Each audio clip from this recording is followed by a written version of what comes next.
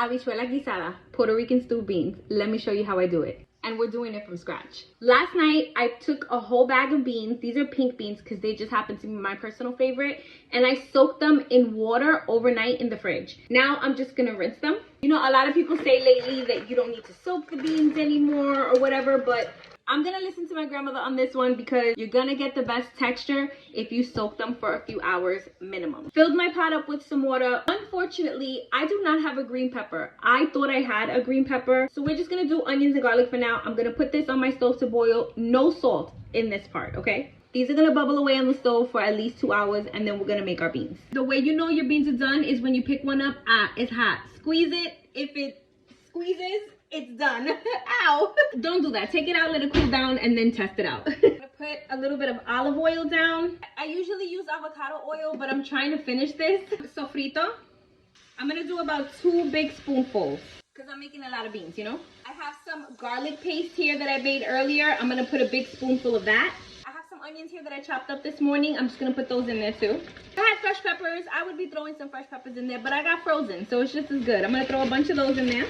I have here some potatoes and calabaza. This is a squash, almost like a pumpkin, but it's a squash. I'm gonna put the potatoes in first. I'm gonna hold off on the calabaza for a minute because it cooks pretty quickly in the sauce. I have a can of tomato sauce here. I'm gonna pour the whole can in and a little bit of water. Now, if you're wondering, hey, where's the ham? I didn't have any. And I realized last minute, otherwise there would definitely have been ham in here first before anything. But it's okay, we're gonna keep going. Okay, our salsita's starting to bubble. I'm gonna season this up. Some oregano, black pepper, onion powder, garlic powder, adobo, little bit of paprika, and some sazon. Now I'm gonna start adding my beans in. Because I don't have any ham, I'm gonna add a little bit of chicken bouillon to this.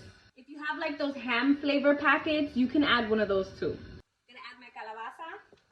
I'm gonna taste it for salt. Needs more seasoning.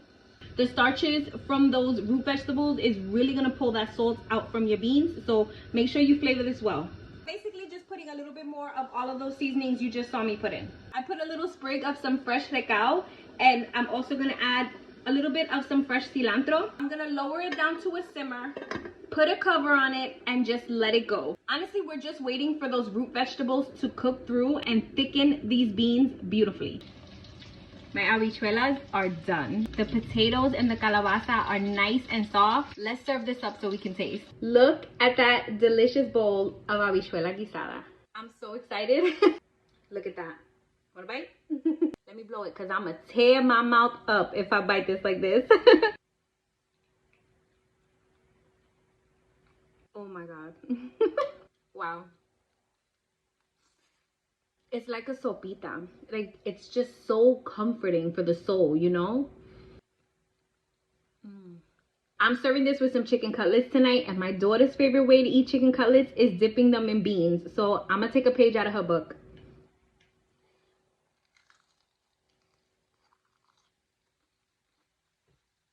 Let me go finish eating dinner because now I'm really excited.